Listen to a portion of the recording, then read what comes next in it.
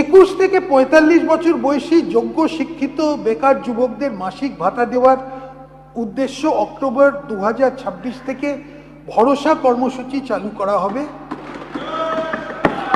এই স্কিমে গ্র্যাজুয়েট বেকারদের জন্য 3000 টাকা, অন্যদের মাসে 2000 টাকা ভাতা দেওয়া হবে।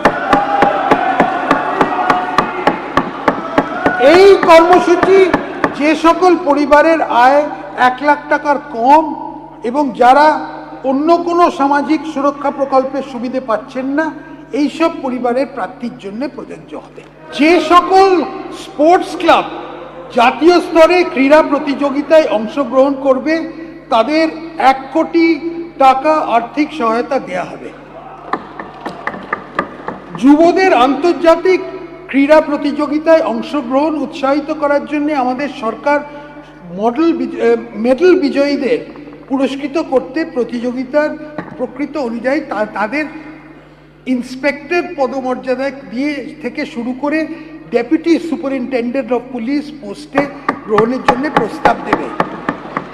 এই বিষয়ে একটি পলিসি তৈরি করা হচ্ছে।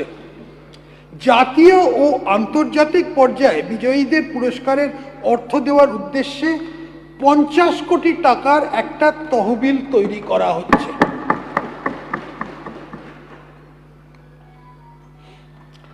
সরকারি ও সরকারি পোষিত কলেজে ছাত্রছাত্রী যারা প্রতিযোগিতামূলক পরীক্ষার প্রস্তুতি নিচ্ছে তাদের এককালীন 30,000 টাকার আর্থিক সাহায্য দেওয়া হবে। মেধাবী ছাত্রছাত্রীদের বিশ্বমানের শিক্ষা গ্রহণ উৎসাহ দেওয়ার উদ্দেশ্যে যে সকল ছাত্রছাত্রী বিশ্বের সেরা 100টি মানে কিউএস ওয়ার্ল্ড ইউনিভার্সিটি র্যাঙ্কিং অনুযায়ী আন্ডার গ্র্যাজুয়েশন বা মাস্টার্স কোর্সে ভর্তি হবেন তাদের সম্পূর্ণ টিউশন ফি ও স্বাস্থ্য বিমার খরচ বহনের জন্য একটা স্বামী বিবেকানন্দ মেরিট স্কলারশিপের প্রস্তাব আছে। এছাড়া এটাও খুব গুরুত্বপূর্ণ, জাতীয় স্তরের শিক্ষা প্রতিষ্ঠানে আন্ডার গ্র্যাজুয়েশন ও মাস্টার্স কোর্সে যে সকল মেধাবী ছাত্রছাত্রী ভর্তি হবেন তাদের টিউশন ফি নির্বাহের জন্য আর্থিক সহায়তা দেওয়া হবে। এই উদ্দেশ্যে আমি 100 কোটি টাকার বরাদ্দ পাচ্ছি।